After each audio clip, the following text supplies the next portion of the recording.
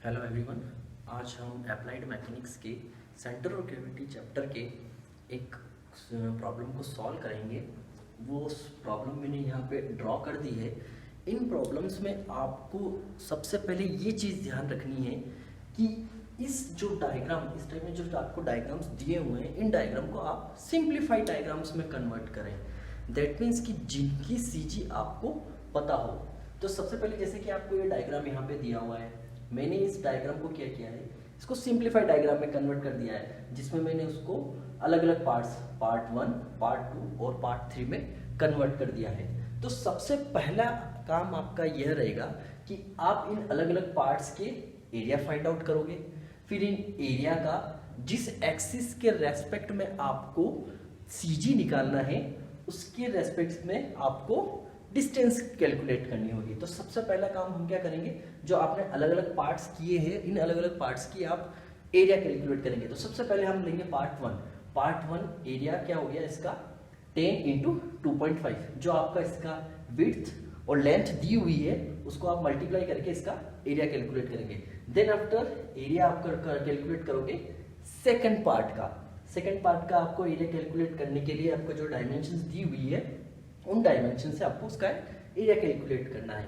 ऐसे ही आप क्या करेंगे, थर्ड जो पार्ट है उसका आपको एरिया कैलकुलेट करना है। जैसे कि इसकी विड्थ आपको 5 दी हुई है और इसकी आपको लेंथ 20 दी हुई है, तो आप इससे इसका एरिया कैलकुलेट कर लेंगे। इसके बाद में जैसे कि आपको पता है कि सीजी का फॉर्मूला, सेंटर ऑफ ग्रेविटी जिस रेस्पेक्ट के आपको निकालनी है, उसके रेस्पेक्ट में आपको क्या करनी होती है, उससे डिस्टेंस कैलकुलेट करनी है। तो आपको लिए उसको फॉर्मूला दिया हुआ है, दैट मीन्स एक्स बार क्या हो गया, इस डायग्राम जो आपको दिया हुआ है उसके सेंटर से, उसके सीजी से वाई जो आपको एक्सिस दी हुई है उसके रेस्पेक्ट में आपको डिस्टेंस कैलकुलेट करनी है। तो मैंने क्या किया, सबसे पहले x1 क्या है, x1 is with respect to part 1 आपका क्या हो गया है, पार्ट 1 के रेस्पेक्ट में आप क्या करोगे, x1 कैलकुलेट करोगे। x1 ये क्या हो जाएगा, आपको इसकी लेंथ कितनी दी हुई है, 10 mm दी हुई है। 10 mm यानी इसके सेंटर से, ये आपका रेक्टेंगुलर शेप है, रेक्टेंगुलर शेप का सेंटर से इस y एक्सिस की डिस्टेंस कितनी हो जाएगी, that is 10/2, that is 5 mm। ऐसे ही आप x2 कैलकुलेट करेंगे।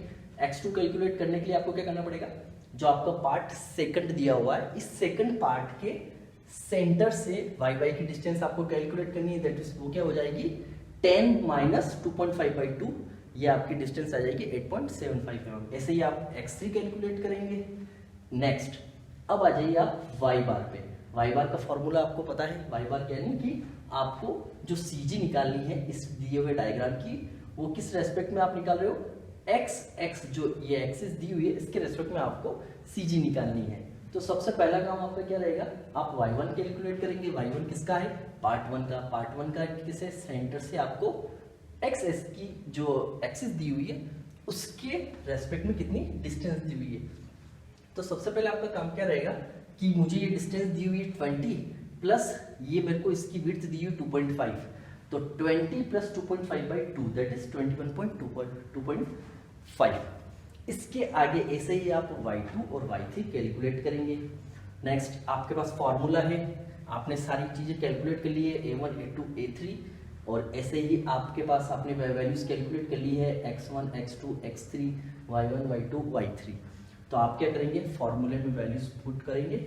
इससे आपको वैल्यू क्या मिलेगी, x बार की 13.557 mm और ऐसे ही y बार की वैल्यू मिलेगी 7.69। दैट मीन्स x बार जो 13.557 mm डिस्टेंस है वो किससे है, with respect to y axis से जो आपका ये डायग्राम दिया हुआ है, इस डायग्राम का सेंटर कितनी डिस्टेंस पे है वो आपको इससे वैल्यू मिल जाएगी। ऐसे ही आपको y बार की वैल्यू मिलेगी।